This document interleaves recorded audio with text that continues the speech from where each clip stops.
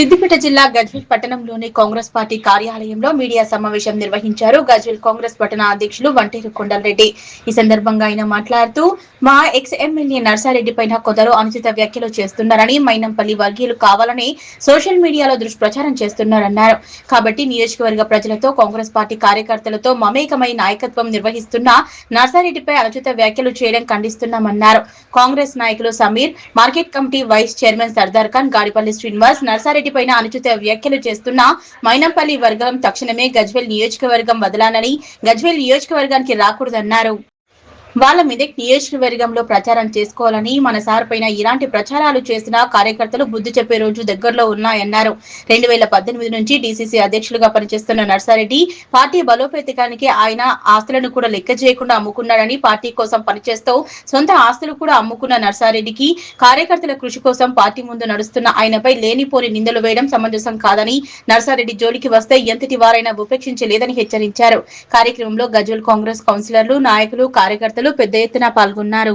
మా Congress party senior నాయకులకు నా యొక్క నమస్కారాలు తెలియజేస్తూ ఈరోజు ఈ పత్రికా సమావేశము జరగడానికి కారణం ఏమిటంటే మా ప్రియతమ నాయకుడు నర్సన్నపై, గజ్వేల్ ఇన్ఛార్జ్ మా నర్సారెడ్డి గారిపై కొన్ని వర్గాలు అనవసరంగా అనుచిత వ్యాఖ్యలు చేస్తూ మా నర్సన్న అనునిత్యం ప్రజల్లో చాలా కష్టపడుతున్నాడు, పనిచేస్తున్నాడు.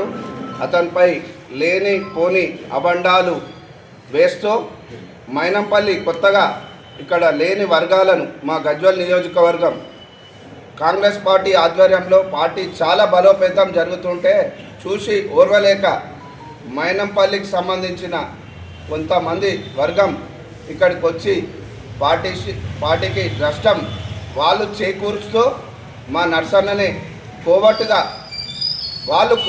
ఉండి మాట్లాడదాం.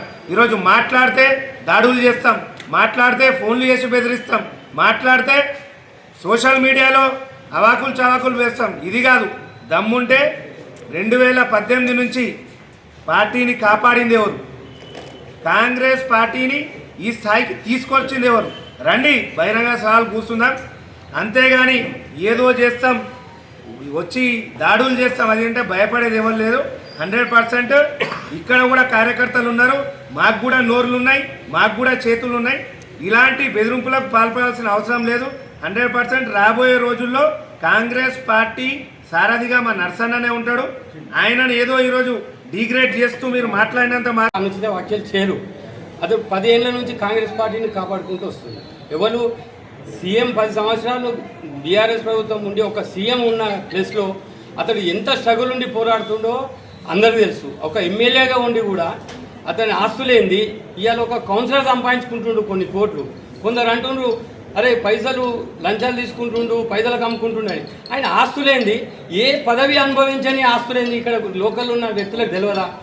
తూప్రాలు ఉన్న ఇవాళ అన్న వ్యక్తులు గతంలో ఎవరితో ఉన్నారు, అతని ఆస్తులేని ఉన్నాయి, మా నర్సన్న ఆస్తులేని ఉన్నాయి. ఆయన ఆస్తులు ఫస్ట్ ఏం ఉండే, ఇప్పుడేమున్నాయి?